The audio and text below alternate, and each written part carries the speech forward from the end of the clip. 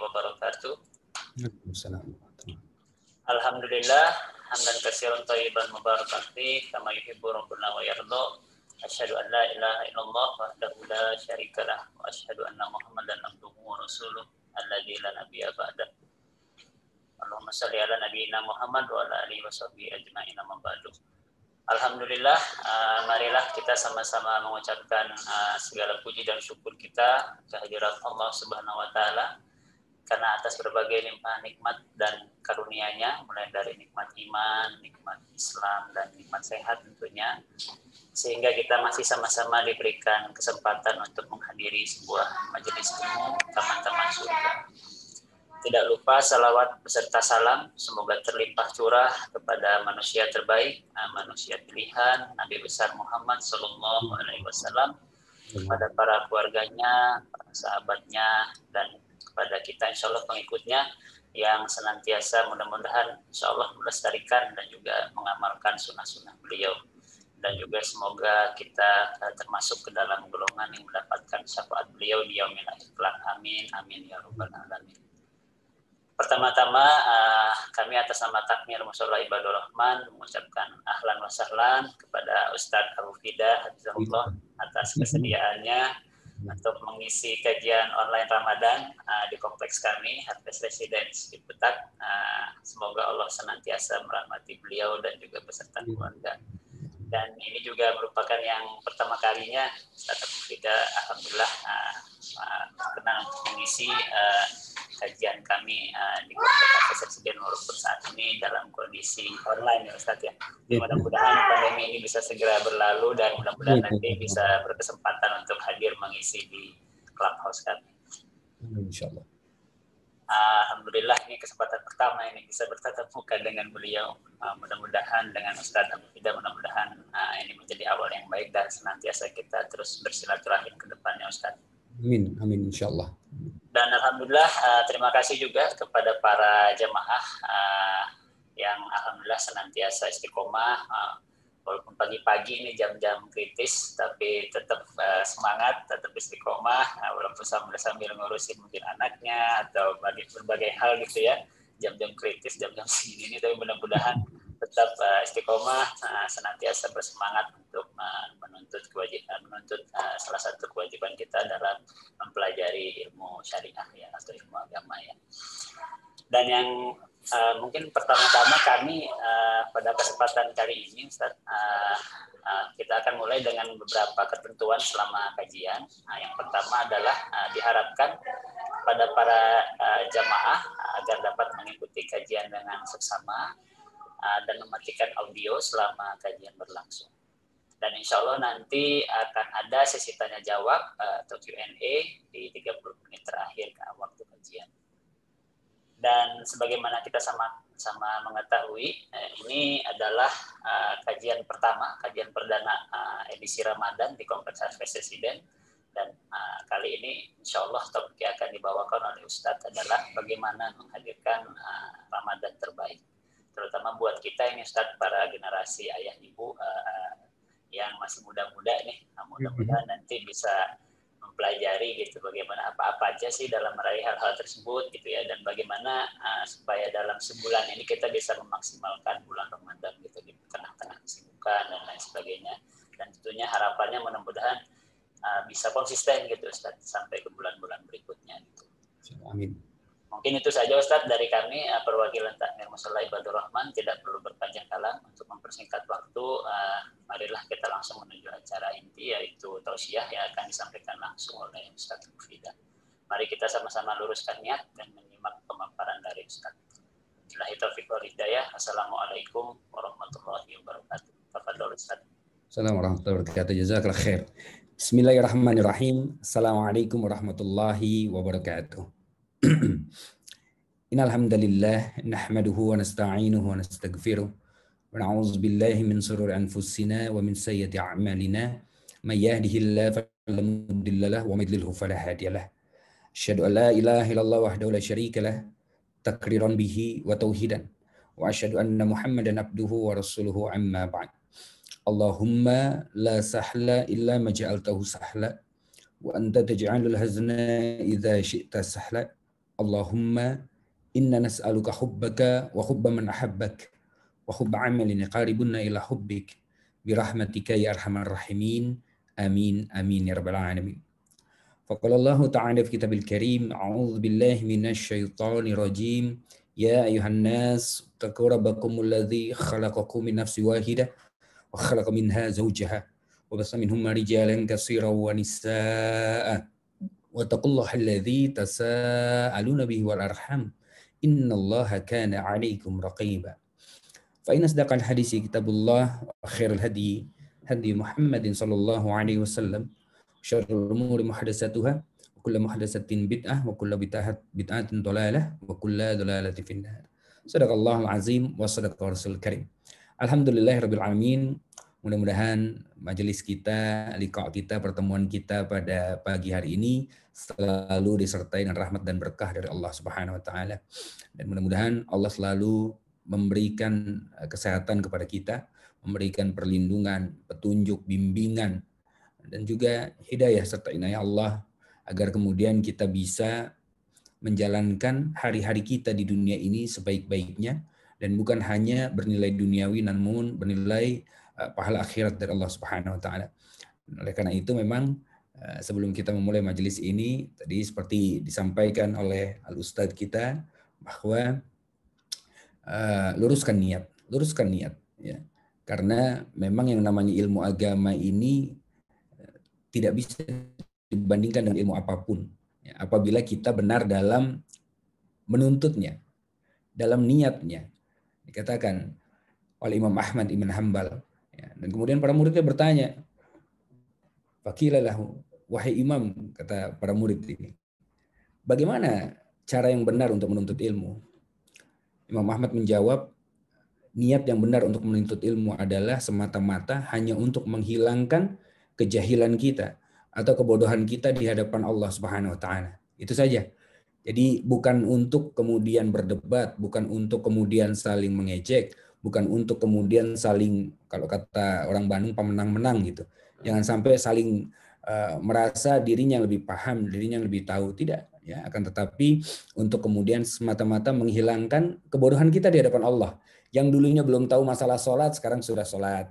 Yang dulunya belum tahu tentang keutamaan puasa, alhamdulillah sekarang dia pun berpuasa. Yang dulunya belum paham tentang bagaimana nikmatnya bersedekah, sekarang pun akhirnya dia bersedekah.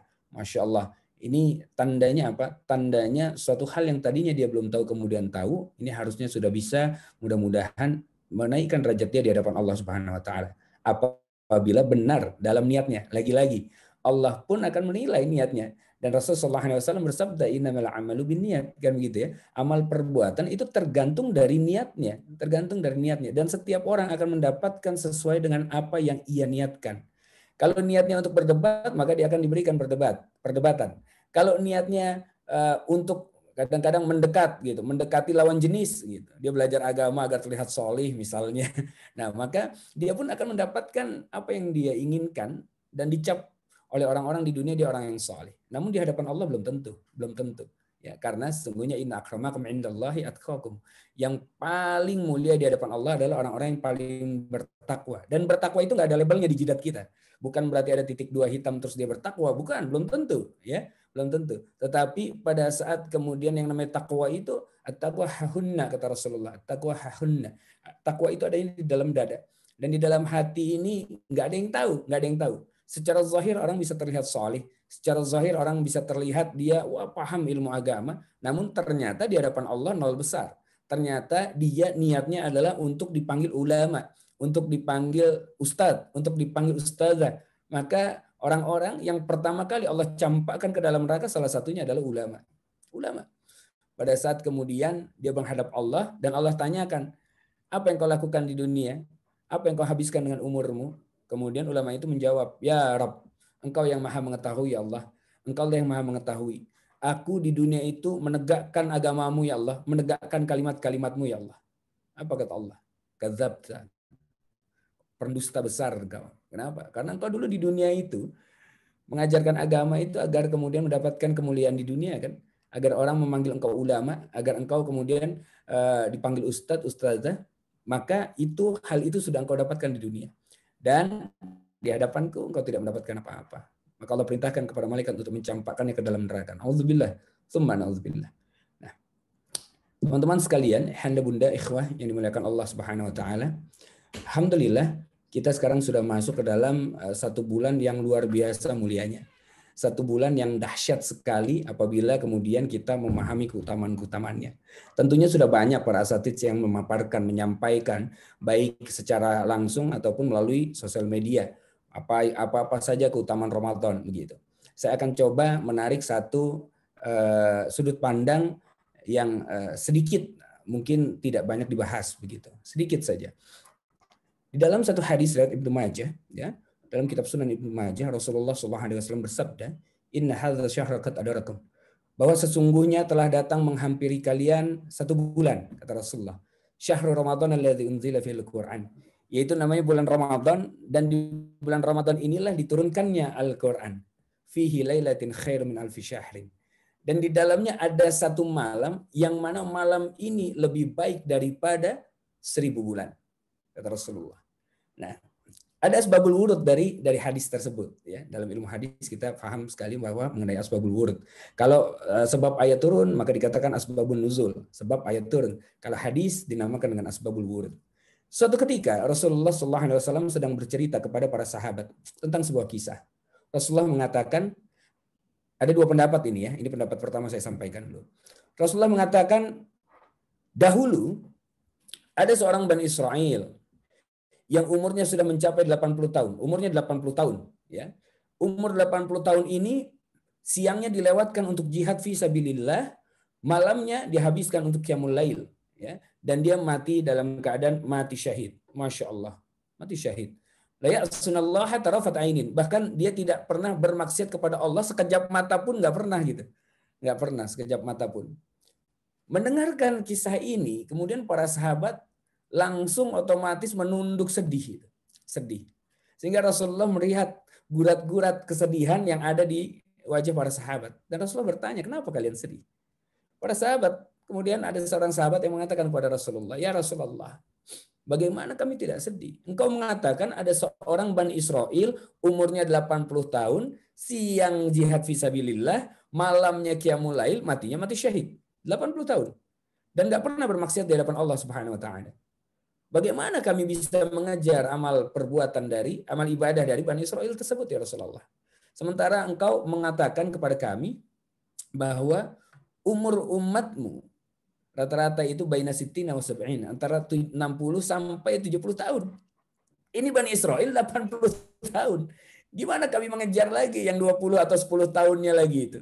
Bagaimana? Sementara kami mengalami masa-masa kejahiliahan juga sebelumnya, begitu ya. Sehingga ada perbedaan yang jauh sekali.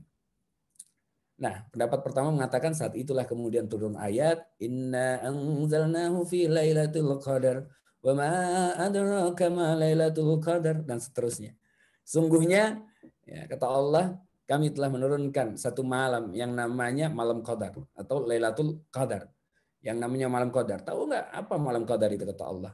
Ya, fihi lailatun khairum min alfi syahrin. Ternyata malam Lailatul atau Lailatul Qadar itu, malam qadar itu malam yang lebih baik daripada 1000 bulan.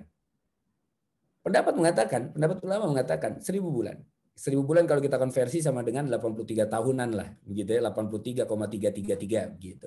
Nah, apabila seorang hamba pada malam hari itu didapati hamba ini sedang sholat dan sujud kepada Allah, maka Allah akan hitung sholat dan sujudnya itu selama 83 tahun tanpa berhenti. Satu. Apabila seorang hamba itu bersedekah di malam itu, sedekah karena Allah Ta'ala, maka Allah akan hitung dia sedang bersedekah 83 tahun tanpa berhenti. Sedekah terus. Apabila seorang sedang zikrullah, sedang zikir, sedang membaca Al-Quran, maka Allah akan ganjar dengan pahala membaca Al-Quran, pahala zikir 83 tahun tanpa berhenti. Masya Allah. Jadi kalau orang umur 40 tahun misalnya, ya, 20 tahun dia maksiat, 20 tahunnya taubat nih. Di 20 tahun taubat ini ternyata setiap tahun mendapatkan Lailatul Qadar. Ini dia, Lailatul Qadar. Ya, berarti 20 dikali 83. Umur baru 40 tahun, namun umur 40 tahun, 20 tahunnya yang baru taubat itu. 20 tahun taubatnya ini ternyata di hadapan Allah bernilai ibadah sebanyak 1600 tahun lebih. Masya Allah. Umur boleh muda, tetapi amal ibadahnya ternyata ribuan tahun. Karena lihat Allah saking sayangnya dengan umat Muhammad Sallallahu Alaihi Wasallam, umat Muhammad tuh nggak perlu hidup panjang-panjang lama-lama, capek soalnya. Kita hidup di dunia ini berlama-lama itu letih sekali, ya. Belum stres, belum ujiannya, belum macet jalanan, macam-macam lah, macam-macam itu kesetresan yang bisa kita hadapi. Ya, lebih baik hidup pendek saja. Karena apa? Karena Allah menjanjikan kehidupan yang abadi nanti, ya, abad dan abada. Yang abadi betul-betul abadi, yang terus menerus. Bahkan setiap harinya udah nggak perlu ngapa-ngapain, dalam arti ibadah nggak perlu lagi, nggak perlu menyembah Allah karena Allah sudah ridha pada saat di dunia dia melakukan hal ini. Itu kabar baiknya, kabar baiknya. Tapi sebaliknya, mafhum mukhalafah kalau kita bilang begitu ya. Sebaliknya, itu pun berarti ada satu ancaman yang secara implisit terkandung itu. Yaitu apa? Kalau ada orang bermaksiat di malam itu, maka dia akan dihitung oleh Allah sedang bermaksiat selama 83 tahun tanpa berhenti. Nauzubillah. Tsumma nauzubillah. Ini dia. Bahaya sekali, hati-hati sekali. Dan yang namanya usia ini, kalau kata Imam Syafi'i mengatakan waktu itu bagaikan pedang. Kalau orang Barat mengatakan time is money, waktu adalah uang karena otaknya nyari uang aja gitu kan. Tapi tidak, Imam Syafi'i mengatakan waktu adalah pedang. Apabila kita tidak bisa memanfaatkan sebaik-baiknya, maka waktu ini bisa membunuh kalian. Maka Allah pesankan kepada kita, ya ayyuhalladzina amanu taqullaha wa tanzur nafsum ma qaddamat lighad wattaqullah. Ya, dan wahai orang-orang beriman kata Allah, bertakwalah kepada Allah.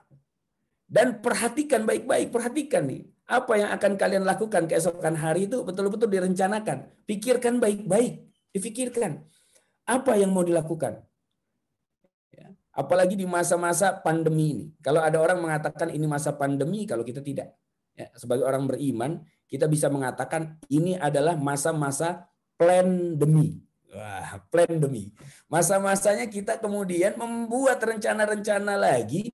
Karena pada saat di bulan Ramadan, di masa-masa plandemi ini, adalah masa-masa di mana kemudian kita bisa meriset ulang kehidupan kita. Ya, Allah berikan kesempatan.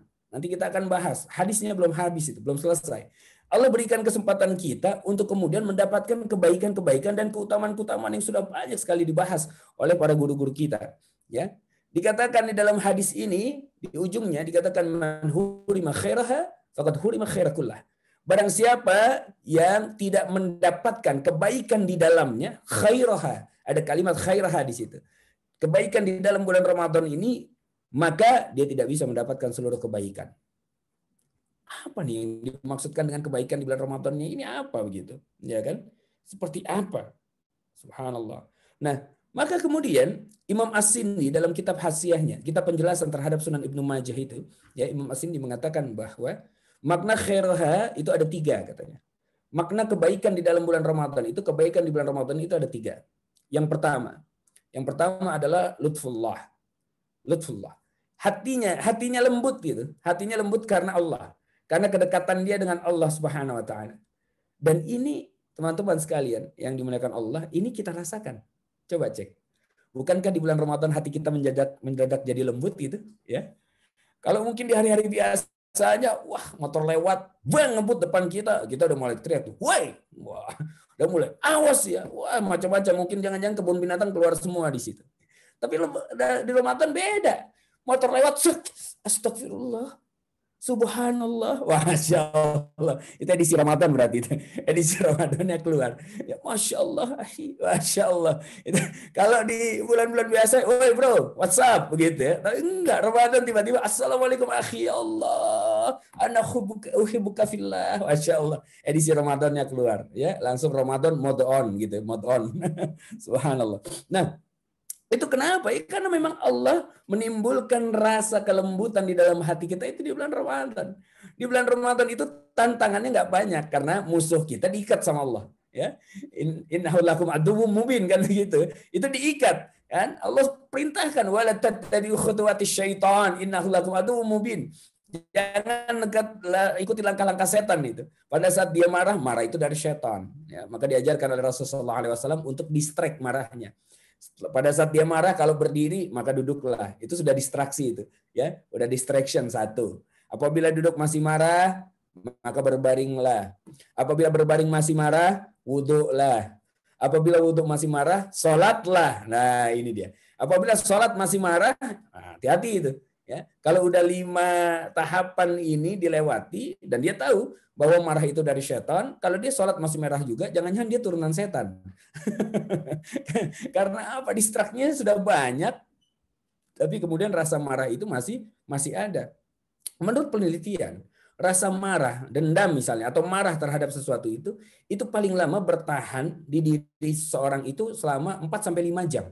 Rasa marah itu, rasa marah. Ya. Nah, kalau ada orang yang marah bisa sampai berhari-hari marahan, bahkan bisa sampai tahunan itu musuhan, ini tandanya rasa marahnya itu emang sengaja disimpan sama dia. Sengaja dipendam itu. Padahal penelitian mengatakan 4-5 jam selesai rasa marah itu. Selesai. Karena dia sengaja menyimpannya, maka setan mudah sekali bermain-main di dalamnya. Bagaikan anak kecil yang memainkan bola-bola itu. Gampang dibolak-balik, dibolak-balik, dibolak-balik. Subhanallah. Nah di Ramadan, otomatis kayak hilang gitu. Masya Allah. Ya, otomatis kita bisa lebih memaafkan. Ya. Minimal menjaga marah kita. Menjaga marah kita. Allah ya karim. Karena apa? Allah turunkan, berikan kelembutan. Arifqa itu. Kelembutan itu. Kelembutan ke dalam diri seseorang, hatinya menjadi lembut karena kedekatan dengan Allah. Mulai mendekat dia kepada Allah. Ini yang pertama. Yang kedua, kebaikan yang ada di dalam Ramadan, menurut Imam As-Sindi, yang kedua adalah bertemunya antara keinginan Allah dengan keinginan hambanya. Bertemu. Taufiquhu. Bertemu gitu. Ya. Taufiknya Allah itu bertemu. Contoh. Di bulan Ramadan, insya Allah itu lebih mudah untuk mengerjakan sholat tahajud. Kan begitu ya. Satu-satunya sholat sunnah yang disebutkan di dalam Al-Quran yaitu sholat tahajud. Satu-satunya sholat sunnah. Karena apa? Kita lihat saking keutamaan tahajud itu. Wa minal laili fatahajjad bihi nafilatan lak asa ayyab'asaka rabbuka maqaman mahmuda, kata Allah. Yang pertama keutamaannya. Apabila seorang itu sholat tahajud, maka Allah akan mengangkat derajatnya sampai derajat yang paling tinggi. Maqaman mahmuda. Derajat paling tinggi. Janji Allah. Yang pertama. Yang kedua, wa qur rabbi adkhilni mudkhala sidqin. Kan gitu ya. Ya Allah, dan katakan, kata Allah, ya Allah, mohon masukkan hamba ke tempat masuk yang baik-baik saja ya Allah. Ini tandanya apa? Dia bermohon kepada Allah agar Allah bimbing semua kegiatannya itu bernilai positif dan dia masuk ke tempat yang baik-baik saja.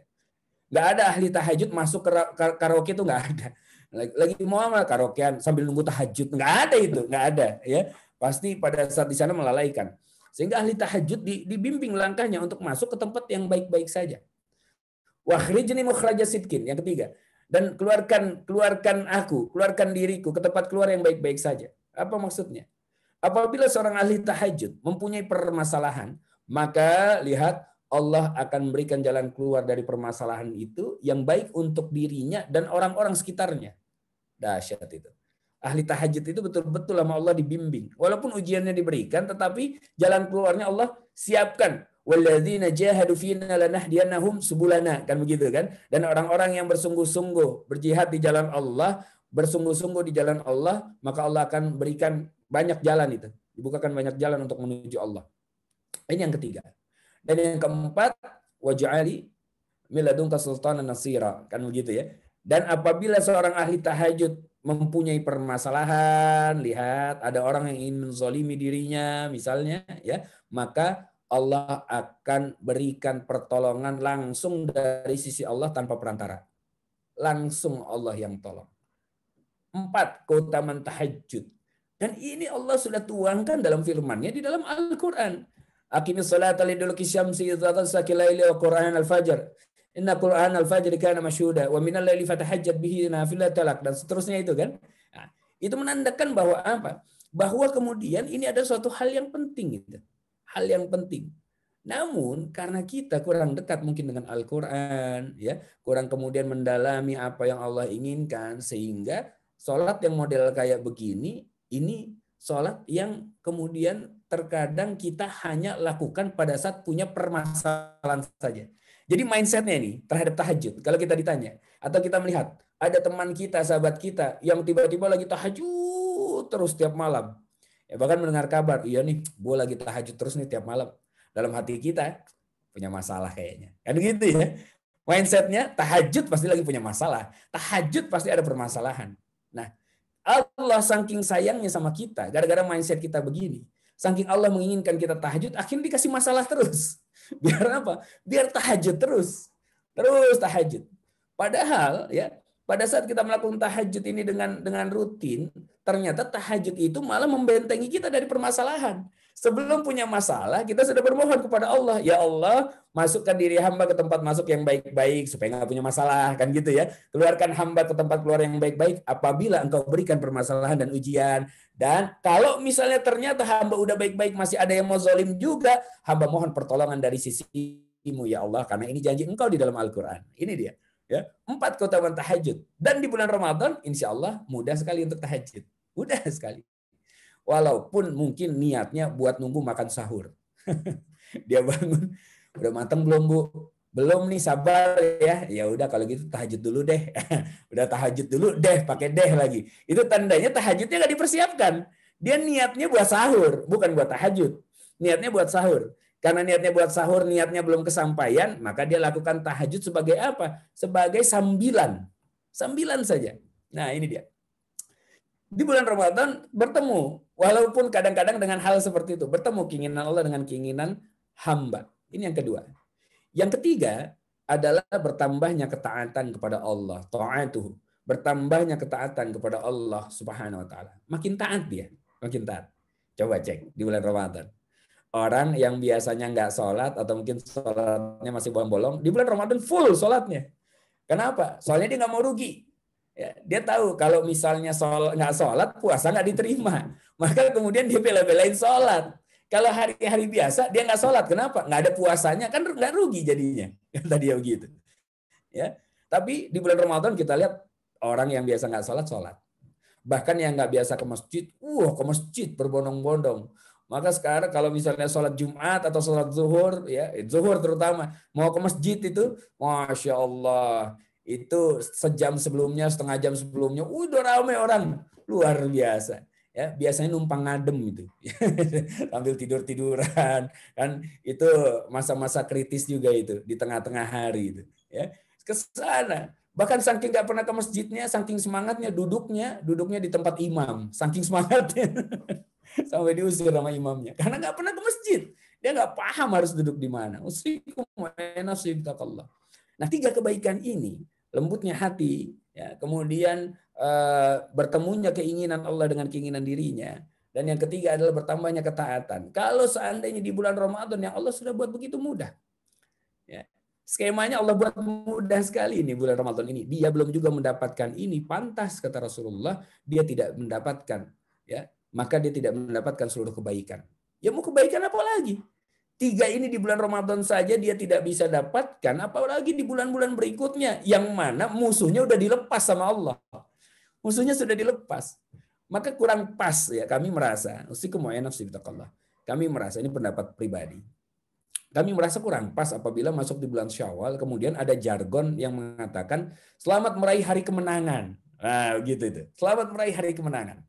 Pertanyaannya menang dari apa? Perang aja belum. Perang belum. Ramadan itu kan bulan latihan. Maka di Ramadan itu terlihat mudah jadinya. Sholat jadi lebih mudah, hati jadi lebih lembut, berbaik sangka kepada orang. Di bulan Ramadan sedekah lagi jadi lebih ringan, ya. Di bulan Ramadan karena latihan. Yang namanya latihan itu di mana-mana itu jauh lebih mudah daripada pertandingannya. Kan belum ada musuhnya. Kalau latihan itu kan masih musuhnya cuma diri sendiri aja udah. Ya, dirinya sendiri. Di bulan Ramadan kita itu hanya melawan diri sendiri, belum ada musuh, belum. Tiba-tiba di 1 Syawal musuh dilepas sama Allah. Dar. Jangan-jangan di 1 Syawal pun jangan-jangan setan pun jadi libur sehari. Nggak godain kita. Kenapa? Coba kita cek kebiasaan kita. Di tanggal 1 Syawal. Tanggal 1 Syawal, waktu lebaran itu. Kira-kira ya, setelah sholat Id, kebiasaan kita apa itu? Semua orang melakukan. Nah, kan makan pastinya itu kan. Nah, karena memang hari rayanya umat muslim itu. Makan ketupat dengan macam-macam itu ya. Ada ya dengan opor lah, ada dengan sambal goreng ati lah, ada sayur labu lah. Macam-macam, tergantung dari kebiasaan masing-masing. Makan. Habis ketupat selesai, duduk sebentar, dia lihat kue enak nih. Ya. Puding juga enak nih. Macam-macam itu kan. Wah, semua ada itu di meja makan. Dimakan, dimakan, dimakan, dimakan. Akhirnya kenyang. Mulai menjelang zuhur, wah Masya Allah. Maka para ulama di rumah itu mulai berbeda pendapat. Zuhur. Ada yang sudah mengatakan, yuk siap-siap sholat ke masjid. Karena kebiasaan di bulan Ramadan setengah jam sebelumnya udah di masjid. Kebiasaan. Sudah menjadi daily activity itu Ramadan itu. Setengah jam sebelum zuhur sudah di masjid. Yuk ke masjid yuk. Kan kita kemarin menjaga keistiqomahan kita di bulan Ramadan. Ulama yang lain mengatakan di rumah itu, begini. Kita kan momentum Lebaran itu kan setahun sekali ngumpul keluarga besar gini. Sekali-sekali lah, nggak apa-apa sholat di rumah, rame-rame ini, imaman di sini. Kan sama juga keutamaannya. Masya Allah. Ini pendapat ulama yang biasanya sudah apa? Sudah kekenyangan itu. Udah mulai kenyang. Jalan udah mulai berat, udah mulai enak di bawah AC. Dan dia tahu, karena tiap tahun merayakannya di sana, dia tahu sofa mana yang lebih empuk, tempat duduk mana atau kamar mana yang AC-nya lebih dingin. Maka dia bekerja sama itu dengan istrinya, kadang dengan anak-anak, untuk ngambil tempat itu duluan. Jangan sampai diduduki oleh orang lain. Subhanallah. Nah, akhirnya apa? Ulama terpecah. Ada yang sholat di masjid, ada yang tetap di dalam rumah. Ya, itu belum seberapa. Pulang dari masjid haus pastinya. Ya, yang di dalam rumah pun makin sambil ngemil, ngobrol sana sini, hahaha, segala macam. Ya, yang dari masjid haus langsung disikat ini itu. Akhirnya apa? Mulai jam-jam 1 itu, ya ketupat udah nggak terlihat enak lagi. Nasi sudah mulai kelihatan seksi itu jam-jam segitu. Wah, lauk ini tuh paling enak pakai nasi kayaknya, tadi sama ketupat kurang tuh, kurang nendang. Subhanallah. Akhirnya makan lagi nasi. Sehingga sudah mulai jam-jam setengah 3, jam 3 kurang. Itu kalau ada yang niup matanya aja, aduh itu kelopak antara atas dengan bawah udah akrab banget itu. Sehingga asarnya terkadang ulama satu kesepakatan. Apa? Sholatnya di rumah aja lah. Sekali-sekali kan tadi zuhur udah di masjid. Subhanallah. Nah itulah kemudian setan mengatakan, udah nggak usah digangguin. Lebaran pasti nggak pada sholat ke masjid, biarin aja kata setan. Setan libur lagi, kita hari raya setan libur juga. Alhamdulillah. Ini adalah kebiasaan ya yang kemudian kok masih kadang-kadang kita ulangi dari tahun ke tahun. Tidak ada penambahan, seolah-olah bekas Ramadannya tidak menempel. Seolah-olah ya. Padahal masuk bulan Syawal itu ya, masuk bulan Syawal itu ada filosofinya itu. Di dalam bahasa Arab itu ada ungkapan yang dinamakan dengan sawalatul ibil, ya, bagaikan ekor unta yang naik gitu kan, ekor unta yang naik ke atas. Jadi unta itu karena kalau di masa-masa panas kehausan, mulutnya itu mengeluarkan bau yang lumayan, yang lumayan. Kenapa mulut unta jauh lebih bau daripada mulut kita? Karena dia jauh lebih besar mulutnya, lebih agak monyong begitu, ya. Jadi pada saat itu lalat pun saking baunya, lalat itu akan hinggap, jadi berapa ya, rebutan untuk hinggap di bibir unta itu, di mulut unta. Nah, saat itulah unta yang sedang duduk kemudian mengibaskan ekornya ke atas untuk mengusir lalat yang ada di mulutnya itu. Sret, sret, bagaikan ekor unta yang naik ke atas. Ini pendapat pertama. Yang kedua, dikatakan dengan Syawal ya atau Sawal begitu ya. Ada satu binatang yang mana binatang ini ekornya itu nggak pernah turun-turun. Jadi di atas terus. Orang Arab mengatakan hadza sawal. Ekornya di atas terus. Kalajengking itu kan ekornya di atas terus ya. Sehingga dikatakan binatang yang ekornya naik di atas. Atau timbangan, pendapat ketiga. Kalau timbangan itu ya, pada saat ada yang berat, maka yang berat itu akan turun, yang ringannya kan akan naik.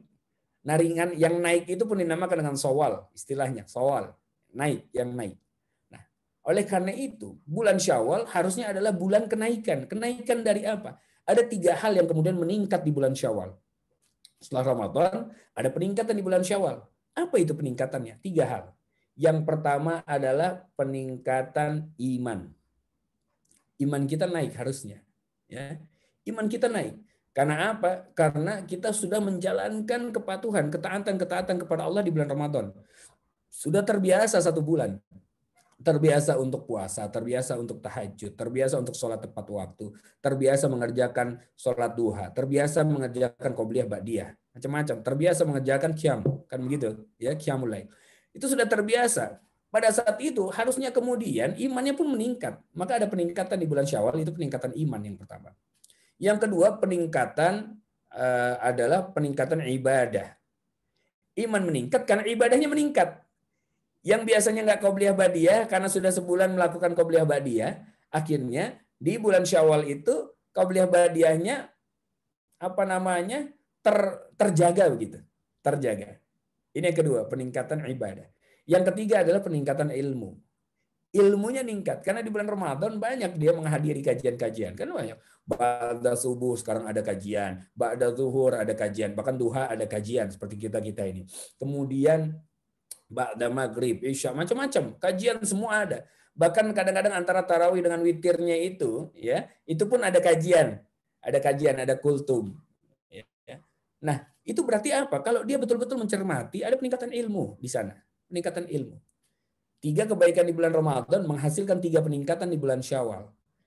Nah, tugas kita adalah kemudian bagaimana caranya agar ini istiqomah menjalankannya. Istiqomah menjalankan. Ya. Maka istiqomah itu tidak bisa kita raih kecuali dengan 3 I. Nah, ini rumus kami. Istiqomah sama dengan 3 I. Apa 3 I-nya itu? I yang pertama adalah ilmu. Lagi-lagi, I yang pertama untuk bisa istiqomah ilmu. Kalau kita ingin istiqomah tahajud, maka kita harus paham dulu apa keutamaan-keutamaan yang Allah titipkan dalam salat tahajud. Sehingga rugi kalau kita tidak melaksanakan salat itu. Ya. Pengertian sunnah dulu dikatakan dengan sunnah itu kalau dikerjakan dapat pahala, kalau nggak dikerjain nggak apa-apa. Nah, gara-gara nggak dikerjain nggak apa-apain, akhirnya nggak apa-apa terus, nggak apa-apa terus, ya. Tapi kalau mindsetnya dirubah, sholat sunnah dikerjakan mendapat pahala dan keutamaan-keutamaannya, kalau nggak dikerjakan rugi. Nah, maka orang nggak mau rugi. Mindset kita nggak bisa menerima kata rugi gitu, kata jangan, kata rugi, itu nggak bisa terima itu, ya. Apalagi jangan sampai rugi, waduh. Itu langsung pengennya untung. Maka Allah kemudian mau memakai kalimat-kalimat ini juga agar kita menjadi orang-orang yang beruntung, orang-orang beruntung, kan begitu ya. Nah, saat itu baru dia bisa istiqomah. Karena ada kesan kalau nggak mengerjakan sholat tahajud ini 4 keutamaan ini nggak bisa dia dapat. Dan bahkan Allah berpesan, berfirman di dalam surat Al-Isra itu bahwa Allah berfirman, "Wala taqfu ma laysa laka bihi ilm. Inna sam'a wal basara wal fuada kullu ulaika kana anhu mas'ula." Janganlah kalian mengikuti suatu hal itu tanpa ada ilmunya. Nggak boleh taklid, ikut-ikutan, nggak boleh. Ibadah pun jangan taklid, jangan ikut-ikutan. Orang melakukan ini tiba-tiba kita lakukan juga. Orang melakukan hal lain kita lihat kok kayaknya aneh ya, tapi yang melakukan banyak, akhirnya kita ikut-ikutan juga. Jangan. Kalau nggak ada ilmunya lebih baik kita tidak mengikutinya, gitu ya. Ini yang pertama, ilmu. Yang kedua adalah ikhtiar. Ilmunya sudah punya, tapi ikhtiarnya enggak, sama aja bohong. Kalau ditanya, tahukah kalian keutamaan tahajud? Tahu Ustadz, ada 4 kan. Ada dalam surat Al-Isra itu. Di ayat 80. Masya Allah, lengkap dia sebutkan dalilnya itu. Pertama, kedua, ketiga, keempat. Masya Allah, ahsantum. Betul antum, Masya Allah, kata Ustadznya. Semalam tahajud. Enggak Ustadz, sama aja. Dia paham keutamaan-keutamaannya, bahkan paham kalau itu akan rugi, tapi dia tidak mengerjakan juga.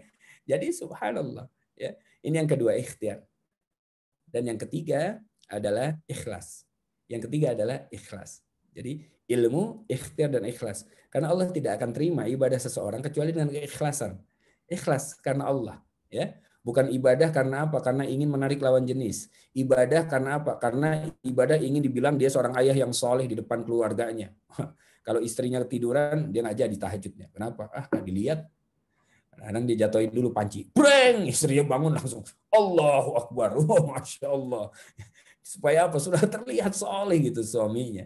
Subhanallah. Nah ini dia. Sehingga 3. Ada 3 keutamaan di bulan Ramadan. Yang mana Allah titipkan. Sebagaimana diriwayatkan dalam Sunan Ibnu Majah. Ya, 3 keutamaan di bulan Ramadan. Dibandingkan dengan di samping keutamaan-keutamaan lainnya tentunya. Yang sudah masyhur disebutkan. Gitu ya. Kemudian ada 3 output yang bisa kita dapatkan pada saat masuk di bulan Syawal. Caranya adalah dengan 3.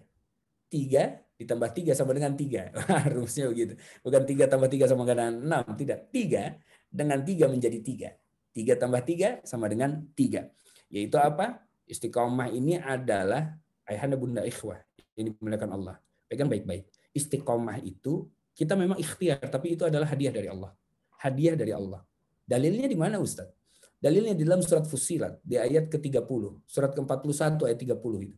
Innal ladzina qalu rabbunallah tsumma istaqamu tatanazzalu alaihimul malaikah, kata Allah.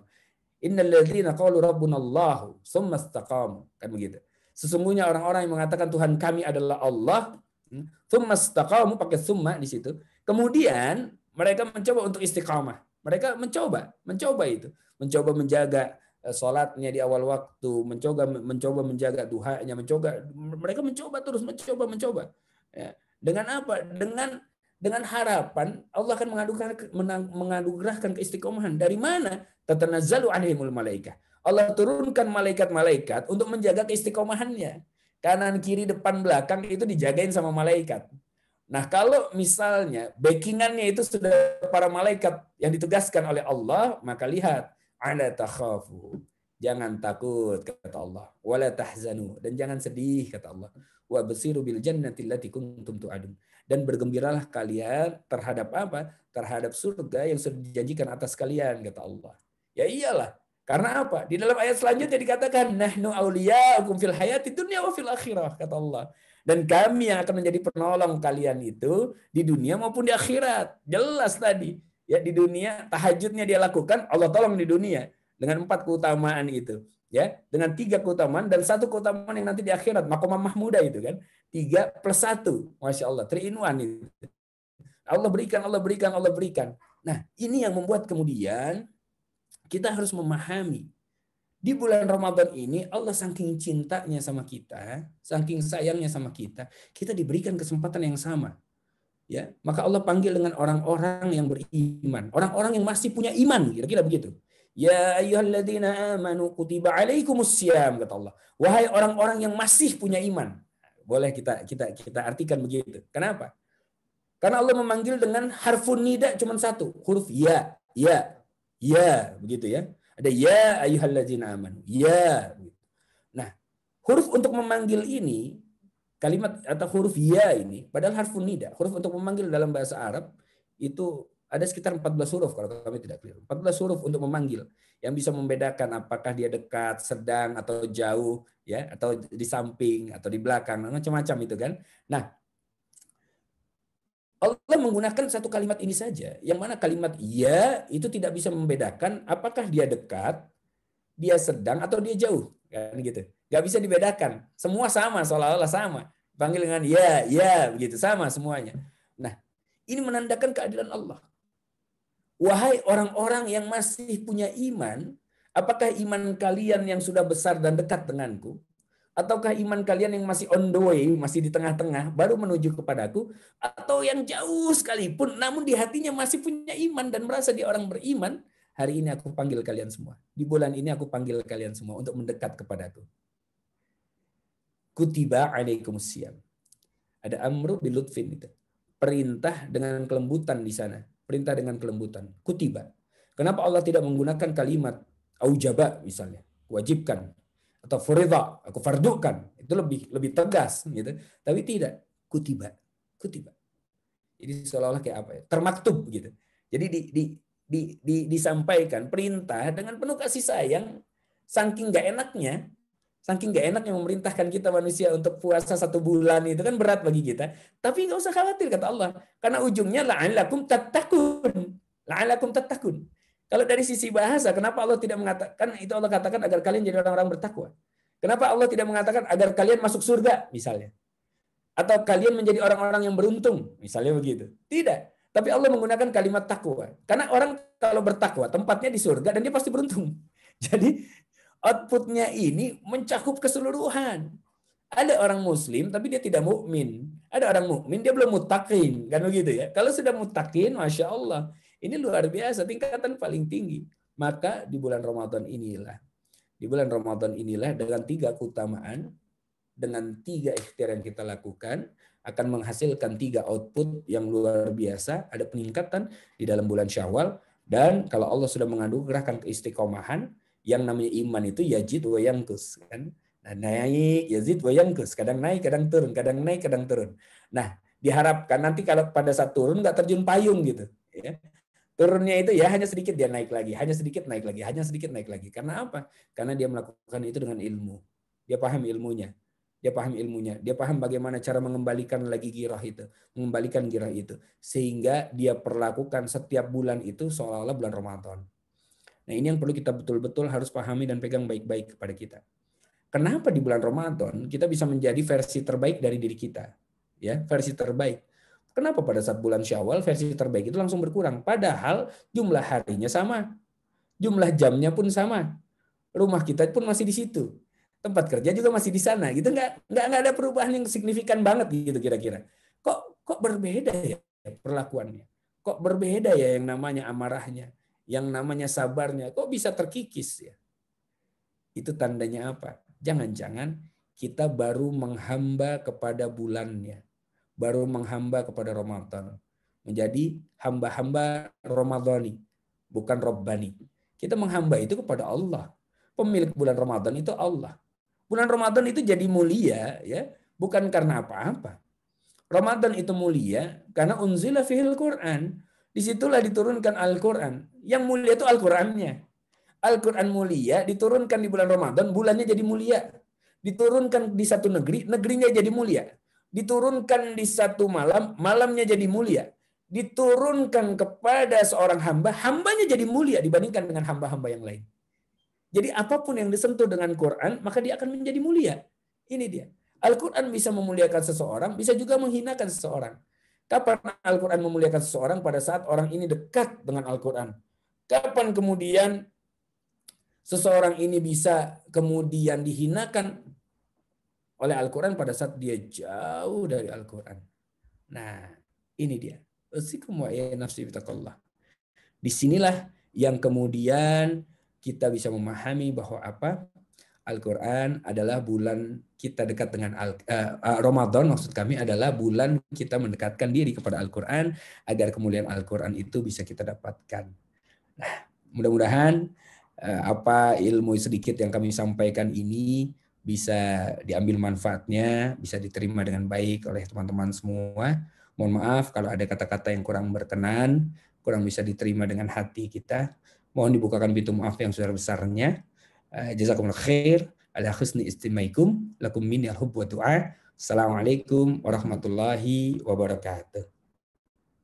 Saya kembalikan kepada akhuna, fadhal. Syukur.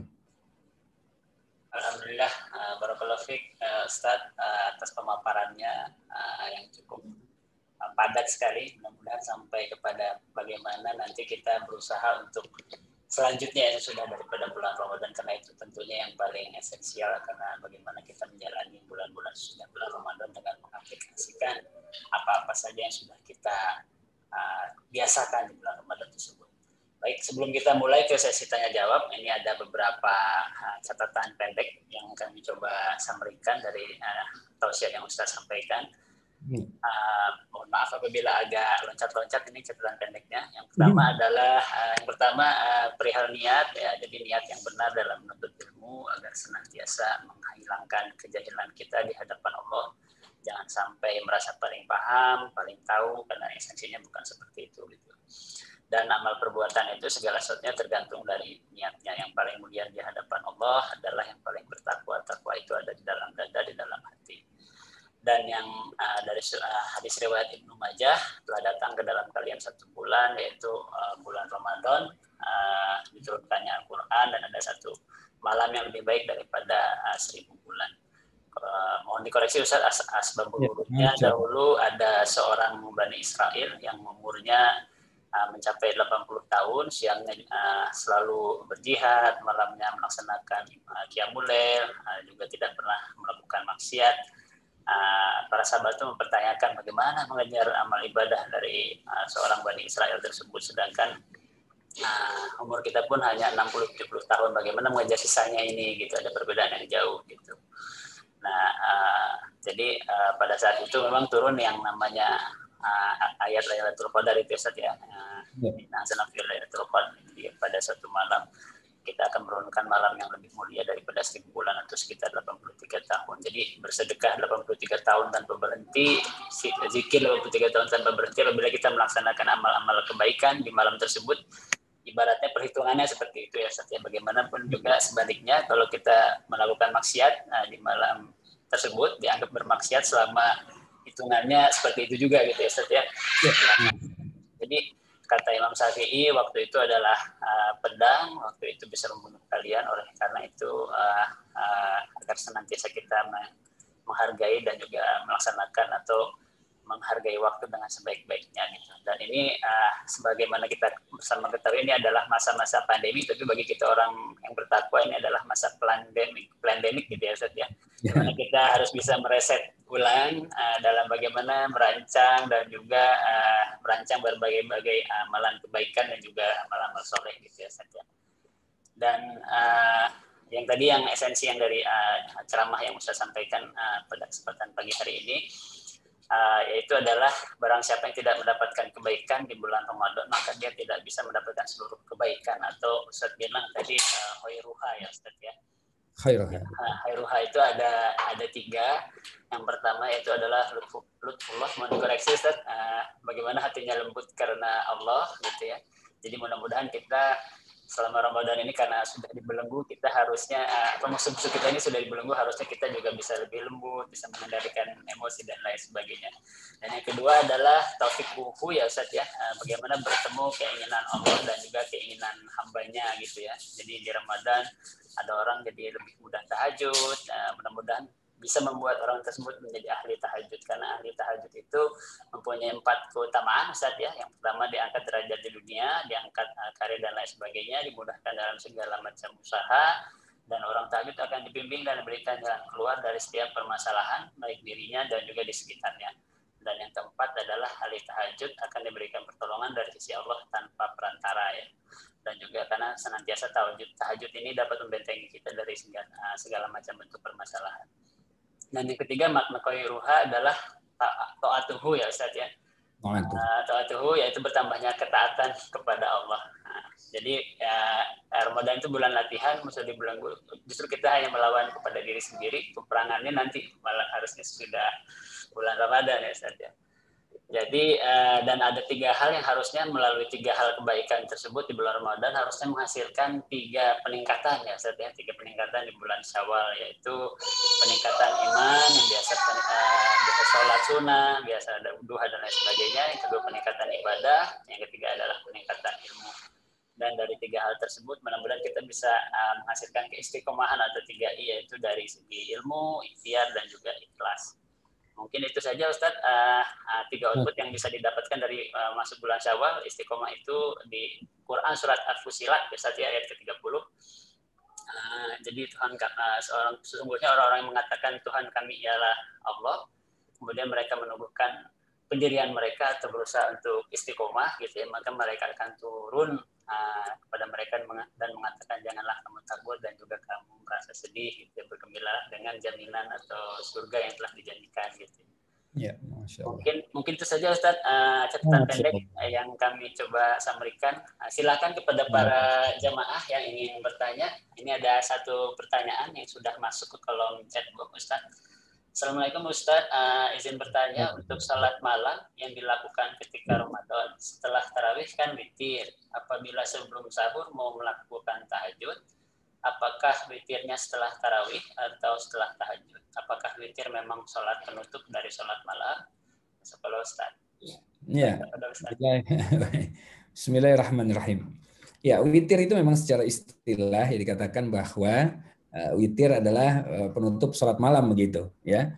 Jadi tapi bukan setelah witir itu tidak ada sholat yang lain, nggak boleh ada sholat yang lain. Karena begini, ada hadis juga mengatakan bahwa ikutilah imam ya sampai dia betul-betul selesai melakukan sholatnya. Ikutilah imam sampai betul-betul imam selesai melakukan sholatnya. Jadi banyak kita dapati juga setelah sholat tarawih qiyamul lail itu ya, pada saat qiyam itu kemudian imam melanjutkan lagi dengan witir kan, dengan witir. Nah, karena imam masih melakukan witir, maka sebaiknya, afdolnya makmum pun melanjutkan sampai witir. Nanti kalau pada saat tahajud malamnya, tidak perlu dia melakukan witir lagi. Jadi yang kita pegang adalah tidak ada 2 witir dalam satu malam. Jangan witir dilakukan sini. Kalau dia melakukannya pada saat tarawih, setelah tarawih atau setelah isya misalnya, kalau nggak ada sholat tarawih, dia setelah isya dia langsung witir. Nanti malam dia nggak usah witir. Itu salah satu kehati-hatian yang dilakukan oleh Abu Bakar Asy-Siddiq. Berhati-hati, witirnya dilakukan pada saat setelah selesai sholat isya atau sholat tarawih. Hati-hati, takutnya umurnya nggak sampai, witir tetap dilakukan oleh beliau begitu. Nah, jadi tadi untuk yang bertanya, kalau witir tarawih setelah tarawih witir, maka nanti tahajud jangan witir lagi. Kalau misalnya tarawih ternyata imamnya tidak witir, ya, atau kita lagi sholat tarawih sendiri, misalnya di rumah, sholat tarawih sendiri, diakhirkan, witirnya nanti aja setelah tahajud, itu pun boleh.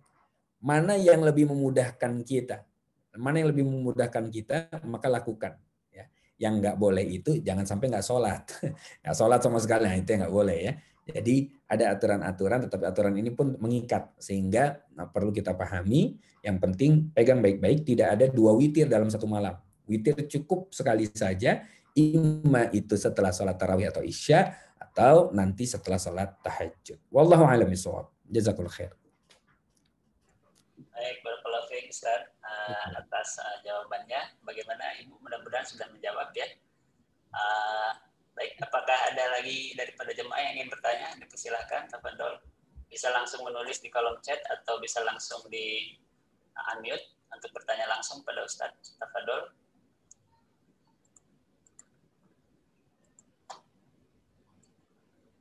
Belum ada? Baik, kalau belum, ini ada pertanyaan titipan ini Ustaz. Bukan dari saya, tapi ada titipan dari kebetulan dari istri ini. Jadi misalkan kalau misalkan nanti kita pada saat sholat Idul Fitri, Ustaz, sedangkan di rumah itu kebetulan kita tidak ada yang membantu karena ada anak kecil dan lain sebagainya gitu. Nah, jadi kan mau tidak mau kalau misalkan anak dibawa sholat, kayaknya khawatir mengganggu gitu, Ustaz. Karena anak masih agak aktif gitu ya. Itu idealnya seperti apa, Ustaz? Apa memang tetap harus ikut sholat Id bersama-sama gitu atau seperti apa gitu, Ustaz? Apa harus sholat di rumah atau gimana? Ya, bismillahirrahmanirrahim. Maka lakukan yang mana yang maslahat jauh lebih besar buat kita dan buat orang lain maksud kami ya. Kalau misalnya kita paksain karena pengen sholat sholat Id di luar tetapi ternyata mengganggu kekhusyuan jamaah yang lain ya gara-gara anak yang memang masih belum mengerti, maka seorang ibu sebaiknya ya lebih wajib untuk menjaga anaknya di rumah. Biarkan suami yang pergi sholat Id. Dan langkah suami untuk keluar rumah itu pada saat dia melangkah, pada saat dia mengerjakan sholat itu dengan sebaik-baiknya, maka istri pun akan mendapatkan pahala yang sama di rumah. Sebagaimana keutamaan seorang suami pergi ke masjid untuk sholat, langkah kakinya yang satu menggugurkan dosa-dosa, langkah yang lain mengangkat derajatnya, bukan hanya derajat dia dan dosa-dosa dia saja yang tergugurkan, tetapi dosa istri di rumah pun itu tergugurkan, dosa-dosa kecilnya oleh langkah suami ke masjid. Sehingga perlu mempunyai imam yang soleh, yang cukup mengetahui agama, agar kemudian istri pun bisa mendapatkan manfaat yang luar biasa dari hal itu. Kalau investasi dunia saja kita bela-belain, kenapa nggak investasi akhirat kita bela-belain juga? Ya, itu dia. Nah, jadi kalau cari jodoh jangan mengharap, wah yang penting ya saya apa adanya. Gitu ya. Ya dia punya apa maksudnya? Yang ada apa dia? Ada ininya segala macam. Akhirnya wajah menjadikan suatu keharusan, harta menjadikan suatu persyaratan. Nah, ini bahaya sekali, bahaya. Ya, yang paling penting adalah ketakwaan pasangan di hadapan Allah Subhanahu wa taala, seorang imam yang baik yang bisa membimbing istrinya dengan baik juga gitu. Jadi lebih utama seperti itu kan ini salat sunnah ya. Salat sunnah dan sudah ada yang melakukannya. Jadi imamnya di rumah itu melakukan hal itu dan Allah pun tahu. Allah pun tahu. Apabila kita lakukan itu dengan ilmu, maka Masya Allah, derajat orang berilmu itu Allah tinggikan. Allah lebihkan 70 derajat dibandingkan orang-orang yang tidak berilmu. Di mana jarak antara satu derajat dengan derajat lain itu jaraknya 500 tahun perjalanan. Masya Allah. Ya. Jadi jauh sekali derajat antara orang berilmu dengan tidak berilmu. Mudah-mudahan bisa difahami. InsyaAllah. Wallahu a'lam bishawab.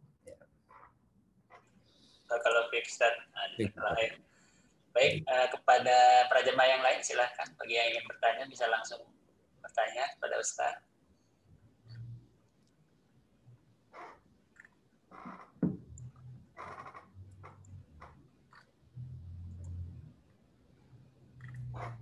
Baik, belum ada yang bertanya lagi ini. Alhamdulillah. Silakan. Mudah-mudahan sudah pada jelas semua ya. Bukan. Ya, begini. Jangan, ya saya khawatir penyampaian saya terlalu cepat, jadi ngebingungin gitu. Mudah-mudahan enggak ya, insya Allah ya, mudah-mudahan ya. Insya Allah Ustaz. Alhamdulillah. Nanti mohon izin juga ini Ustaz untuk kajian ini insya Allah akan kita publish seperti biasa mungkin di channel media sosial kami, mohon izin sebelumnya. Baik, silakan. Ya. Allah mudah-mudahan bermanfaat.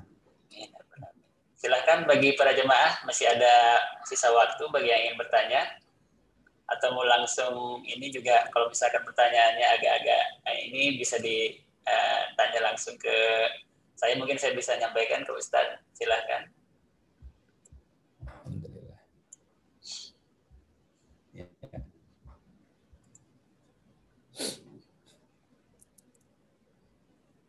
Ustadz, Ana ada pertanyaan ini Ustadz. Ya. Perihal apa sabar ini Ustadz ya. Masya Allah. Jadi sebenarnya kan sabar itu, ada yang bilang kan puasa itu sabar itu nama lain lah ya. Ada yang betul nggak Ustadz ya? Sabar itu nama lain dari bulan Ramadan. Jadi puasalah kamu di bulan sabar gitu ya. Ada yang bilang seperti itu gitu ya. Jadi sabar dalam ketaatan, sabar dalam meninggalkan maksiat dan lain sebagainya gitu ya. Nah, jadi sebenarnya ini kalau Anda pribadi ini Ustaz, untuk sabar ini memang kan agak bisa dibilang itu semua balik ke individu ya, bagaimana kita bisa melatih gitu ya, bagaimana sabar juga terutama mengendalikan emosi dan lain sebagainya. Kondisi pandemi seperti sekarang juga gitu Ustaz ya, banyak pribadi mungkin banyak yang permasalahan ekonomi dan lain sebagainya gitu ya Ustaz. Nah ini dengan bagaimana Ustaz mungkin Ustaz bisa sharing aja ini Ustaz untuk melatih gitu ya, melatih kesabaran ini gitu, terutama bagaimana kita menjadi pribadi-pribadi yang bisa mengendalikan gitu Ustaz, mengendalikan emosi, lebih berusaha untuk lebih mungkin esensinya karena di bulan Ramadan ini kan bulan latihan gitu Ustaz ya, tapi bagaimana supaya nanti sudah bulan Ramadan ini kita juga tetap istiqomah tadi, dan terutama dalam menjaga kesabaran ini Ustaz gitu. Mungkin ada kisik-kisinya aja gitu Ustaz, atau gimana dalam kesabaran gitu. Masya Allah. Bismillahirrahmanirrahim. Jadi begini, saya akan coba menggabungkan dua bidang keilmuan, insya Allah mudah-mudahan nanti bisa difahami. Ya. Ini agak sedikit agak panjang, mohon kesabarannya ini untuk mendengarkan. Imam Abdul Badawi Al-Khrafi mengatakan dalam kitabnya Ahbabullah ya, bahwa sabar itu dibagi menjadi 3 tingkatan. Sabar itu dibagi menjadi 3 tingkatan.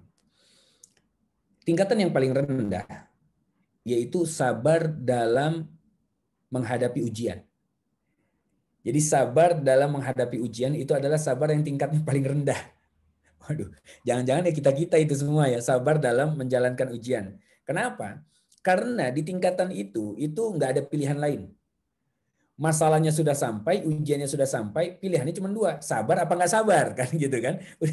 Udah nothing to do lah. Pokoknya udah tinggal itu aja, tinggal 2 itu dah. Dia sabar, ujiannya tetap kena. Dia nggak sabar, ujiannya udah sampai. Jadi nggak ada pilihan. Nah itu sabar yang tingkatnya masih rendah, yang paling rendah maksud kami. Wah, kita kayaknya ngerasa kalau ada ujian, untung sabar, Masya Allah, Alhamdulillah sabar. Padahal tingkatnya paling rendah itu. Tingkatnya masih paling rendah. Itu yang pertama.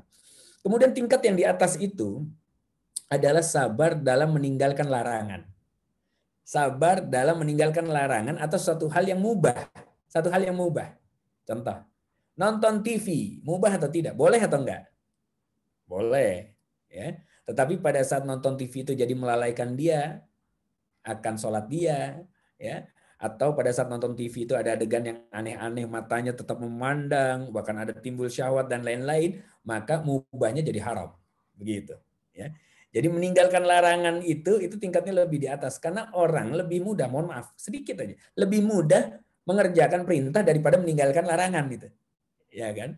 Sholat, wah, walaupun sambil gerenang-gerenang tapi sholat dia, lebih mudah. Tapi pada saat dia nonton YouTube misalnya, ya, anak-anak cek deh. Kalau udah nonton YouTube udah yang wah, terus kemudian dia udah mulai ngumpet-ngumpet, lihat-lihat, nah itu pasti ada yang aneh-aneh itu. Dan itu sulit sekali untuk kita bendung, ya kan? Itu harus dari kita. Maka Allah kemudian perintahkan, kulil mu'minin yaghuddu min absarihim. Katakan pada laki-laki beriman jaga pandangannya. Itu dalam surat An-Nur ayat 30. Untuk wanitanya beda satu ayat. Di ayat 31-nya, kulil mu'minati yaghdudna min absarihinna wa yahfazna furujahunna dan seterusnya. Katakan pada wanita-wanita beriman jaga juga pandangannya dan mohon maaf jaga kemaluannya gitu ya. Jadi dari mata turun langsung ke bawah, bukan dari mata ke hati ternyata. Kalau masalah syahwat dari lihat itu akhirnya ke bawah gitu. Subhanallah. Ini yang kedua, sabar dalam meninggalkan larangan. Nah, tingkatan yang paling tinggi adalah sabar dalam menjalankan ketaatan. Nah, ternyata sabar dalam menjalankan ketaatan itu sabar yang tingkatnya paling tinggi. Karena apa? Hidupnya lagi nggak punya masalah. Hidupnya lagi nggak ada masalah. Dia jalan-jalan ke mall, mau buka, misal jalan-jalan ke mall, masuk waktu sholat. Sementara dia lewat di depan toko, yang mana toko itu menjual barang yang sudah setahun lalu dia inginkan. Dia incer-incer gitu. Barang itu yang dia inginkan lah. Bukan dia butuhkan ya. Kalau dia butuhkan, dia pasti dia cari. Tapi dia inginkan. Tiba-tiba di depan toko itu, atau ada pengumuman dari yang menjaga toko. Diskon 75% all item selama 15 menit saja. Masya Allah. Sementara di aplikasi handphone kita udah Allahu Akbar, Allahu Akbar. Nah, itu kira-kira mana yang kita pilih? Kalau ke musola, sholat bisa 15 menit nih. Sementara ini cuma 15 menit. Nah, kira-kira mana yang kita pilih? Jangan kita belok dulu. Ya Allah, ampuni hamba ya Allah, sekali ini aja ya Allah, mau belanja dulu. Nah, itu dia. Ya. Lagi nggak ada masalah hidupnya. Tapi pada saat dihadapkan kepada pilihan, apakah mendahulukan Allah atau mendahulukan syahwat duniawinya, kadang-kadang orang itu suka belok di sana. Ya. Nggak dosa mungkin buat dia, tidak dosa. Tetapi menurunkan level ketakwaan dia di hadapan Allah. Ini dia. Maka sabar dalam ketaatan itu sabar yang paling tinggi, kata Imam Abdullah Badawi Al-Khalafi. Nah, sementara ya puasa, kita lihat nih korelasinya nanti. Puasa itu pun ternyata tingkatannya dibagi menjadi 3. Di dalam kitab Minhajul Qasidin, ya, kitab Minhajul Qasidin ditulis oleh Ibnu Qudamah, dikatakan bahwa puasa yang paling rendah tingkat awal itu adalah puasa menahan haus dan lapar. Dia hanya nahan haus dan lapar saja, puasa dia. Ya. Puasa dia. Maka dikatakan dengan siam, ya. Dikatakan ya ayyuhallazina amanu kutiba alaikumus musyam. Kenapa tidak saum yang disebutkan? Karena ternyata berbeda antara saum dengan siam. Beda itu. Siam itu menahan lapar dan haus, itu siam, ya. Tapi kalau saum itu beda, tingkatannya tinggi. Ini nazartu lirrahmani sauman falan ukalimal yauma insiya, kata Maryam. Lihat puasanya Maryam. Ini nazartu lirrahmani sauman. Aku nazar kepada Tuhanku untuk apa? Tidak kemudian berbicara. Jadi saum itu bukan hanya nahan lapar dan haus, tapi saum itu matanya dijaga, telinga dijaga, lisan dijaga, wah semua dijaga. Dijaga dia. Tapi Allah saking sayangnya sama kita, diperintahkan kita untuk sahnya puasa hanya menahan haus dan lapar dari mulai subuh sampai maghrib, selesai. Sah puasanya.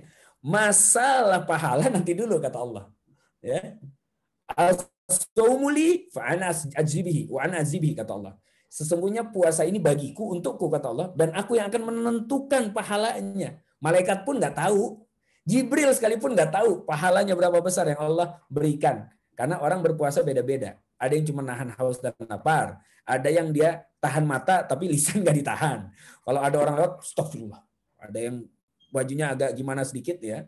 Apalagi subhanallah kadang-kadang mau buka puasa bukber di mall gitu sama keluarga, padahal kan nggak semuanya orang Islam di dalam situ ya. Tiba-tiba ada yang lewat, atau bahkan kadang-kadang orang Islam, mohon maaf ini dedek pakai celana gemes gitu kan kalau kata orang-orang zaman sekarang gitu, lewat gitu, astagfirullah, wah dia buang matanya tapi lisannya ini dia nggak jaga.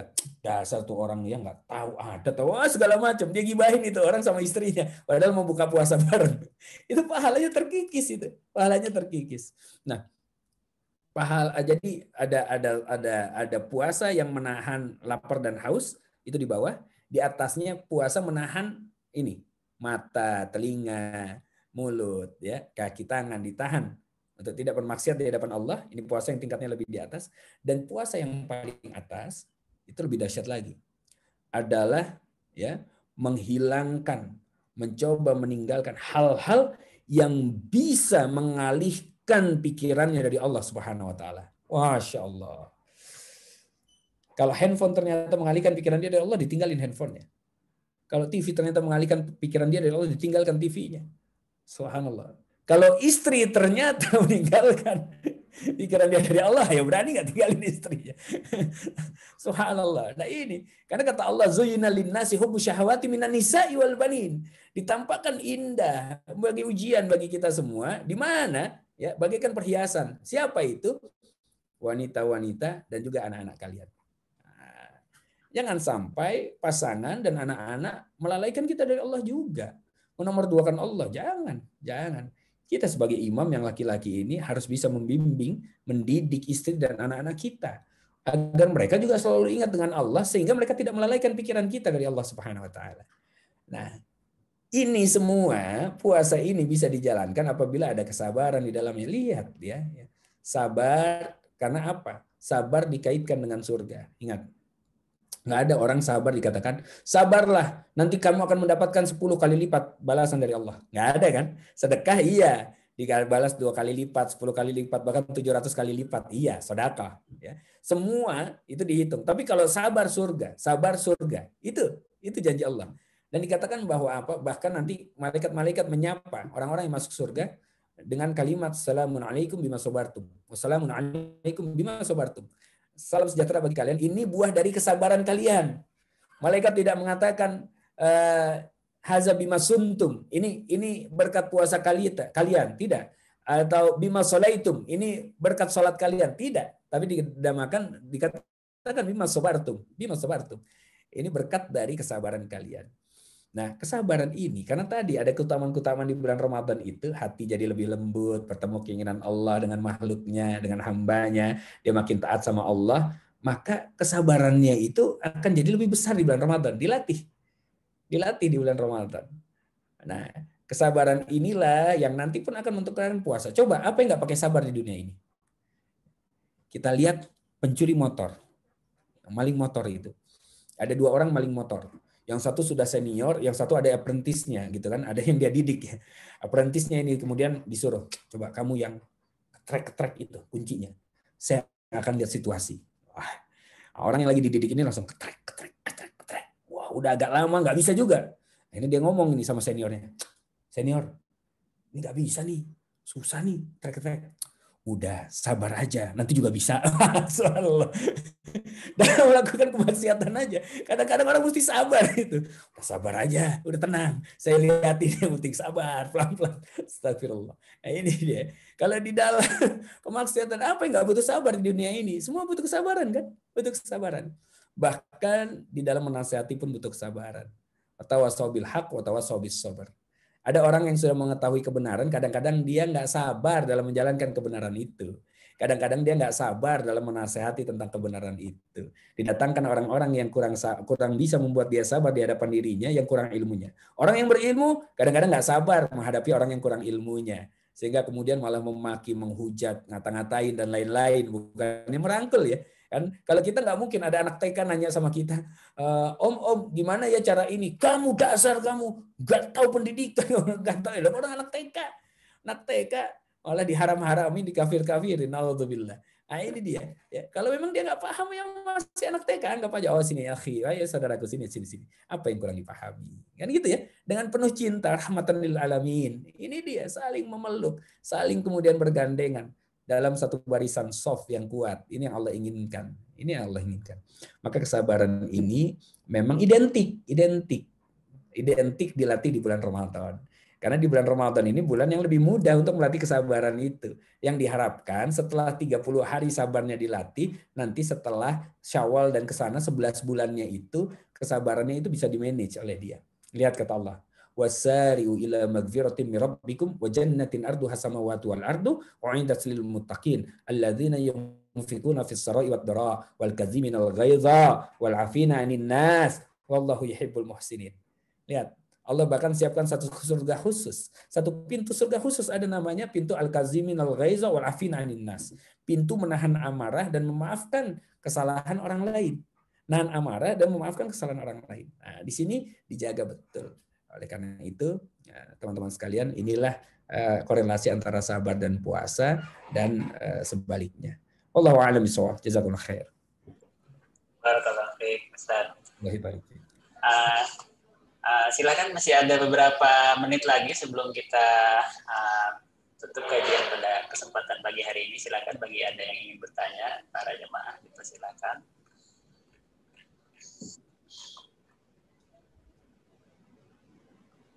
Assalamualaikum Ustadz, boleh nanya lagi? Assalamualaikum warahmatullahi wabarakatuh. Silahkan. Udah, ya. Ustadz, gini, kalau misalnya pas bulan Ramadan, nih kita kan udah puasa seharian, terus tiba-tiba pas sore ada ini teman yang ngajak ngobrol, tiba-tiba dia tuh kayak cerita ini itu terus gibah gitu. Terus nah gimana cara nge-stopnya gitu Ustadz? Itu aja Ustadz. Assalamualaikum. Assalamualaikum warahmatullahi wabarakatuh. Gibah syariah mungkin ya. Iya. Pada saat ada orang yang berbicara seperti itu, ya. Pada saat ada orang yang kemudian menggibahi seseorang misalnya, maka kita bisa mengcounternya dengan kebaikan-kebaikan yang kita dapati di orang itu. Kalau kita kenal, ya. Kalau kita tidak kenal, maka langsung saja bilang, maaf, sis, afwan nih sis gitu ya. Sorry. Bukannya nggak mau dengar, padahal emang nggak mau dengar ya. Bukannya nggak mau dengar, tapi kita ngomongin yang lain aja lah. Kalau dia nggak kenal, karena gue kan nggak kenal sama dia. Takutnya nanti malah ada prasangka buruk, padahal belum mengenal gitu, ya, belum mengenal. Takutnya malah nanti ada presiden buruk, padahal belum tentu gitu. Atau jangan-jangan dia sudah taubat. Nanti ke depannya bisa jadi dia lebih baik dari kita. Jadi udah deh, kita ngomongin yang lain aja yuk. Ngomongin soal kita mau kemana nih, mau ngapain nih kita nih, gitu. Jadi dialihkan. Nah, kalau masih tambeng nggak begitu juga, maka jaga diri kita dari teman-teman yang model kayak gini nih. Ya, model kayak gini. Karena apa? Kalau kita pertahankan, khawatir. Yang namanya penyakit hasad itu, ya kalau kita udah gibahin seseorang, itu ada hasad di sana. Ada hal yang nggak kita suka. Hasad itu penyakit paling tua dari setan yang kemudian dihembuskan kepada manusia. Makanya iblis itu diciptakan min naris samum, dari api yang nyambar-nyambar, bukan api yang diam. Ada api yang diam, ada api yang menyambar-nyambar. Ya, api kalau kita siram bensin, api itu akan menyambar, gitu ya. Nah, makanya yang namanya gibah, hasad, iri, dengki itu bisa ditularin itu. Ibarat api yang menyambar-nyambar, bisa diomongin ke sini, akhirnya orang yang jadi gibah, akhirnya dia jadi sakit hati, padahal bukan urusan dia. Bisa jadi dia berlaku seperti itu kepada orang lain, tetapi kepada diri kita bisa jadi enggak, ya kan? Bisa jadi bukan seperti itu. Maka jangan sampai terkotori hati kita ini, ya. Tapi jangan juga gini, tolong jangan ngomong sekarang. Nanti tunggu beduk maghrib aja, habis maghrib kita ngobrol. Ya jangan juga begitu. Ya sebaiknya kalau memang tidak bisa dinasihati teman yang seperti ini, maka kita tinggalkan sementara. Kalau kita merasa nggak enak. Kita nggak enak sama teman, dengerin gibah dia, itu tandanya kita enak aja sama Allah. Padahal yang ngasih semuanya Allah, bukan teman kita. Ya kan? Semua yang menentukan Allah. Dari ujung rambut sampai ujung kaki Allah yang kasih kita. Kenapa kita nggak enak sama Allah? Kenapa kita enak aja sama Allah? Harusnya kita nggak enak sama Allah, karena Allah yang memberikan kita seluruhnya. Jadi sebaiknya counter dengan kebaikan-kebaikan. Kalau kita kenal orangnya, counter dengan kebaikan-kebaikannya, atau dialihkan pembicaraannya dengan mengatakan bisa jadi dia akan jadi lebih baik. Kita doain aja yuk. Udahlah kita ngomong yang lain aja. Jadi dialihkan gitu. Ini karena bahaya sekali yang namanya gibah ini, bahaya sekali. Allahu a'lam bishawab. Mudah-mudahan bisa difahami insyaallah. Jazakallah Ustaz. Iya Ki. Jazakallah khairan Ustaz atas pemaparannya. Mungkin masih ada satu pertanyaan terakhir sebelum kita tutup. Ya.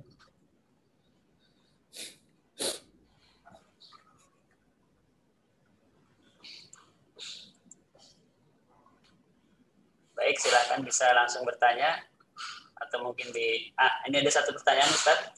Ya. Assalamualaikum Ustadz, izin bertanya, mungkin ini di luar konteks, tapi semoga bisa menambah pengetahuan khususnya untuk saya. apakah benar bahwa di bulan Ramadan ini tidak boleh melakukan ziarah kubur? Bismillahirrahmanirrahim. Ya, tidak ada larangan ziarah kubur itu sependek pengetahuan kami ya, sependek pengetahuan kami. Ziarah kubur itu tidak dilarang kapanpun, boleh, silahkan ya, silahkan. Tetapi ada adab-adab yang perlu diperhatikan. Apalagi kalau kita seorang wanita, ya sebaiknya tidak perlu untuk ziarah kubur, sebaiknya, karena khawatir wanita keluar dari rumah itu kan setan mengikuti, apalagi tidak ada mahram, dia pergi sendirian dengan wangi-wangian, dengan baju yang mencolok, ya, ke kuburan, tiba-tiba tukang gali kubur lagi gali kuburan, kakinya kena gara-gara apa? Gara-gara ngeliatin kita yang lagi lewat, wanginya luar biasa, mau nyangkul tanah, jempolnya kecangkul. Nah, itu kan ada hal-hal yang mudarat, apalagi mungkin sedang menstruasi, sedang haid dan lain-lain. Nah, jadi ziarah kubur awalnya memang dilarang oleh Rasulullah SAW, tapi kemudian diperbolehkan. Dilarang di awal kenapa? Karena akidah dari umat Islam waktu itu belum kuat, akidahnya masih seputar akidah. Akidahnya sudah kokoh, sudah kuat, baru kemudian diperbolehkan kembali. Agar apa? Agar tidak ada penyelewengan akidah, gitu ya. Karena gini, ada juga sebagian orang yang minta doa sama kuburan. Ini hati-hati. Ada teman rekan Ustadz itu yang mengatakan bahwa yang dipakai dalil itu minta sama kuburan itu ayat Quran lagi. Dalam surat Al-Imran ayat 169. Wala tahsabanna allazina qutilu fi sabilillahi amwata bal ahya'un 'inda rabbihim yurzaqun. Ya. Jadi ada temannya ngantri katanya mau minta doa sama kiai. Karena mau minta doa sama kiai didampingi. Ya, udah ngantri panjang-panjang loh. Dia lama-lama makin dekat dilihat kok kayak kuburan, kata dia. Akhirnya dia tanya, ini kuburan ya? Temannya ini, anak santri juga mengatakan, iya, kuburan kiainya di depan. Hah? Terus kita mintanya sama siapa? Loh, lihat ini, kamu tuh nggak baca, kok ini orang mau Quran, katanya. Kamu tuh nggak baca Quran ya. Kan dalam Quran nih lihat dalilnya. Wala tahsabanna allazina qutilu fi sabilillahi amwatan. Dan orang-orang yang terbunuh di jalan Allah, mati di jalan Allah, sesungguhnya mereka tidak mati, bal ahyaun, tapi mereka hidup inda rabbihim, di sisi Tuhannya, yurzakun, diberikan rizki. Yurzakun itu kan fi'il mudhari, itu berarti present tense, itu sedang berjalan, itu kan gitu ya. Jadi kiai ini kan orang yang soleh, wafat di jalan Allah katanya. Jadi nggak mati dia itu, tapi ada di sisi Allah. Nah, kalau ada kita doa yang kita belum sampai, kita minta tolong sama kiai ini, tolong bisik-bisikin Allah biar nanti sampai doa kita. Subhanallah. Ini dari mana itu konsepnya, ya? Konsepnya. Ini yang dikhawatirkan. Pada saat dia ziarah kubur, malah terjadi yang namanya apa? Yang namanya penyelewengan akidah. Padahal mendoakan itu bisa dari mana saja. Tapi ziarah kubur pun pada saat kita lakukan itu sebetulnya adalah untuk mengingatkan diri kita. Rasulullah SAW pernah suatu malam bertemu dengan Jibril alaihissalam itu di Baqi. Baqi itu kan kuburan, ya, pemakaman para sahabat itu. Rasulullah berdoa di sana. Perbolehkan berdoa, mendoakan para ahli Baqi. Tapi kemudian Rasulullah menyampaikan salam, assalamualaikum ya ahli kubur. Ya, selamat, salam sejahtera, keselamatan bagi engkau wahai ahli kubur. Aku sebentar lagi akan menjadi seperti kalian. Sebentar lagi aku akan menyusul kalian. Jadi begitu. Jadi ada apa? Ada tazkiyatun nafs mungkin begitu ya namanya. Mengingatkan diri sendiri, mencoba untuk kemudian memahami bahwa apa kullu nafsin za'iqatul maut. Kita semua itu yang hidup akan mati. Gitu. Nah, sependek pengetahuan kami tidak ada dalil yang menyatakan bahwa tidak boleh ziarah kubur di bulan Ramadan. Kenapa gitu? Kenapa? Ya, saya belum mendapatkan dalilnya. Mungkin nanti teman-teman ada yang tahu dalilnya bisa diberitahukan kepada kami. Ini tentunya menjadi ilmu baru bagi kami juga. Gitu. Jazakallah khair. Ya. Jazakallah khair Ustaz atas pemaparannya. Mungkin itu pertanyaan terakhir. Terima kasih Ustaz atas pemaparan materi dan jawaban yang disampaikan kepada kesempatan kajian pagi hari ini. Mudah-mudahan kita semua para jamaah kajian Harvest Resident Ciputat dapat mengambil hikmah dan pelajaran serta dapat mengamalkannya dalam kehidupan kita sehari-hari. Dan semoga Allah senantiasa memberikan kita taufik dan hidayahnya pada kita semua sampai akhir hayat kita. dan terutama kepada para keluarga, ada tetangga atau sanak family yang saat ini sedang ditimpa sakit, semoga Allah segera angkat penyakitnya dan senantiasa diberikan kesehatan yang terbaik, dan semoga Allah mengganti kesabaran sakitnya dengan pahala yang berlipat ganda. Barakallahu fiik Ustaz Abu Fida, semoga Allah senantiasa memberikan kesehatan kepada Ustaz serta keluarga. Mohon maaf lahir batin apabila ada salah dan hilaf dan beberapa hal yang kurang berkenan Ustaz. Mudah-mudahan tetap senantiasa silaturahmi terus. Insyaallah. Dan mohon maaf apabila ada keterbatasan dalam penyelenggaraan kajian pagi hari ini. Insyaallah kita akan berjumpa di kesempatan yang lain.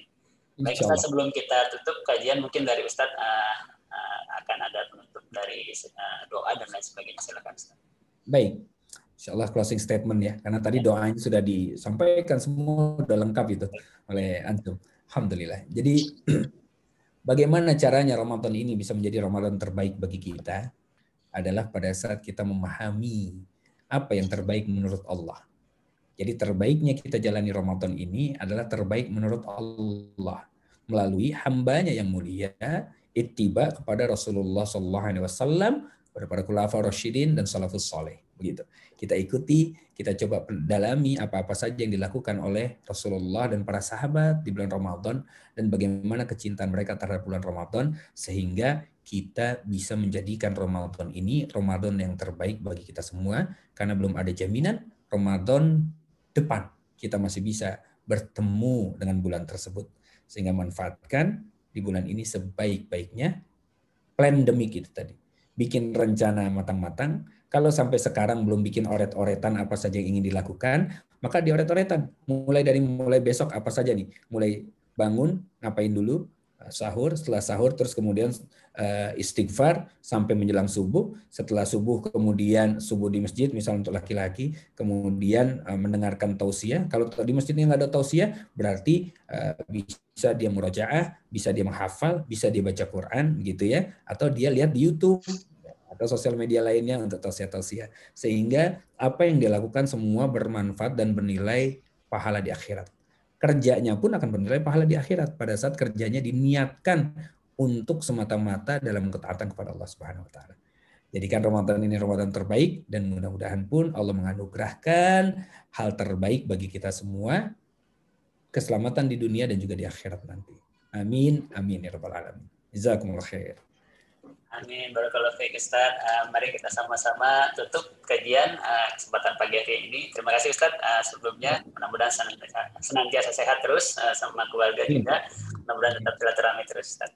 Kita tutup dengan doa kafaratul majelis. Subhanakallahumma wa bihamdika, asyhadu an la ilaha illa anta, astaghfiruka wa atubu ilaik. Assalamualaikum warahmatullahi wabarakatuh. Assalamualaikum warahmatullahi wabarakatuh. Anda pamit duluan ya semuanya. Sehat-sehat. Assalamualaikum. Waalaikumsalam warahmatullahi wabarakatuh.